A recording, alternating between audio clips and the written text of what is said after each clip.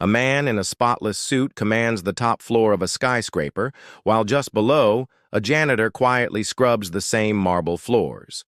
Nobody notices him, nobody cares.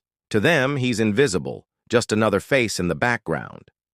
But what if the janitor carried a secret so extraordinary it could silence an entire room of executives? A secret that would expose not just hidden brilliance, but also the ugly truth about how we judge others by skin, status, and uniform. What happens when a so-called nobody forces the most powerful man in the building to stop, listen, and confront his own prejudice, subscribe, and join our community? Marcus had worked in the same building for nearly 20 years. Every morning before sunrise, he pushed open the heavy glass doors, mop bucket rolling behind him, and set about polishing the hallways that would soon be crowded with rushing executives. To most, Marcus was invisible, a quiet man in a faded uniform who blended into the background. Yet those who took a moment to notice him would see something different. A man who carried himself with quiet dignity, humming softly as he worked, eyes sharp with an intelligence that few cared to recognize. The CEO, however, was not one of those people. Known for his arrogance and dismissive attitude, he barely glanced at Marcus when passing by. To him, janitors weren't people worth knowing. They were replaceable, nameless figures who existed only to keep his empire spotless. But what the CEO, and nearly everyone else in the office, didn't know was that Marcus carried a gift far beyond the mop and broom he held. A gift shaped by years of struggle, sacrifice, and determination. A gift that no one had ever asked about because they had already decided who he was.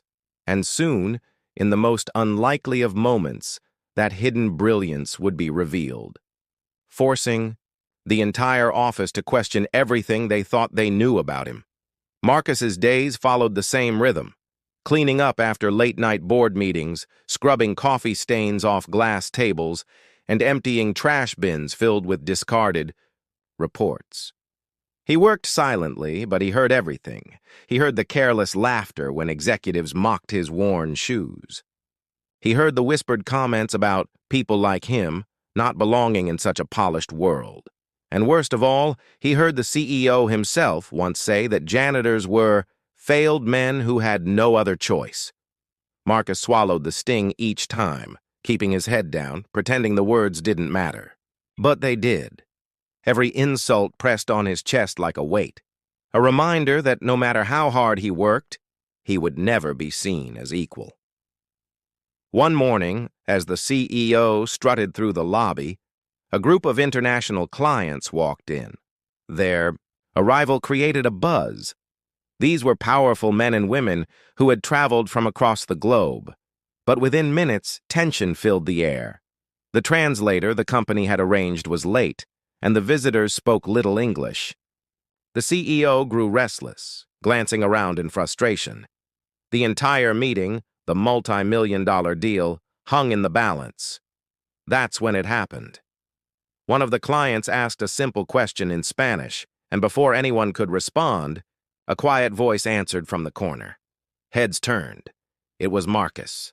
He spoke fluently, his voice calm, precise, confident. At first, the CEO frowned, irritated that the janitor had dared to speak. But as Marcus continued, switching seamlessly between Spanish, French, and then German to address the group, silence fell across the room.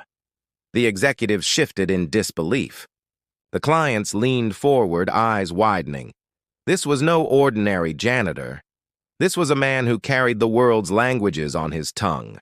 But instead of praise, the CEO's face twisted with something darker, anger. How could he, a man in a faded uniform, command more respect in that moment than the one sitting at the head of the table? The room grew tense as Marcus finished his translation. The client smiled, impressed. Yet the CEO's silence was heavier than applause. His pride had been wounded, and everyone knew it. Would the CEO recognize Marcus's brilliance, or would his prejudice push him to bury it? The answer was coming, and it would shock every single person in that office. The boardroom had never felt so divided. On one side, the clients were energized, praising Marcus for saving the meeting. On the other, the CEO sat rigid, his jaw clenched, eyes burning with a mix of embarrassment and fury. For years, he had built his authority on status, wealth, and control, but in a matter of minutes, the man he barely acknowledged had stolen the spotlight. And then, it happened.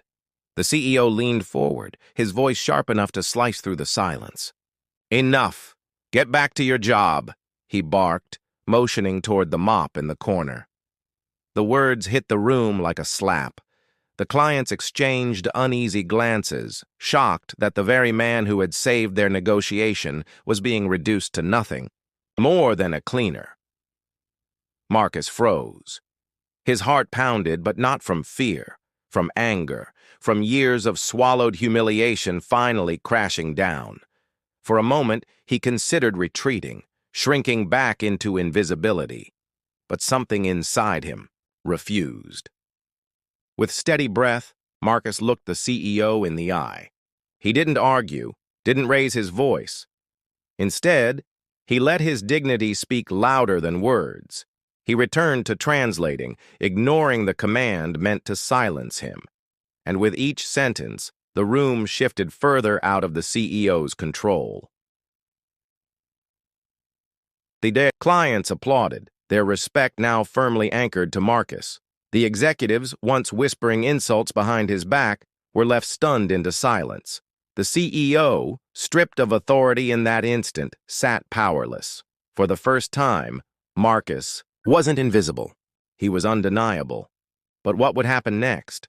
Whether this moment would cost him his job or change his life forever, hung in the air like a storm waiting to break. The meeting ended not with the CEO's words, but with Marcus's. The clients shook his hand, thanking him directly for saving their deal. Some even asked why a man so gifted wasn't already sitting at the table as a leader. For the first time in his long career of silence, Marcus felt seen. The CEO, still red with humiliation, offered no congratulations.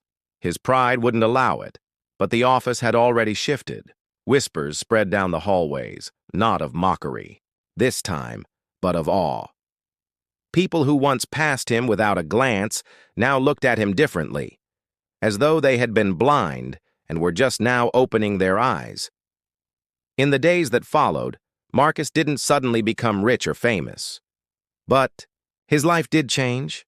The respect he earned that day could not be erased, not even by the CEO's bitterness. And while the world outside the skyscraper still carried the same injustices, Marcus's quiet defiance had left a mark that no one in that building would forget.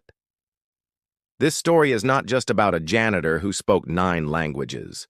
It's about how prejudice can make us blind to brilliance, how racism reduces human beings to stereotypes until reality forces us to confront the truth.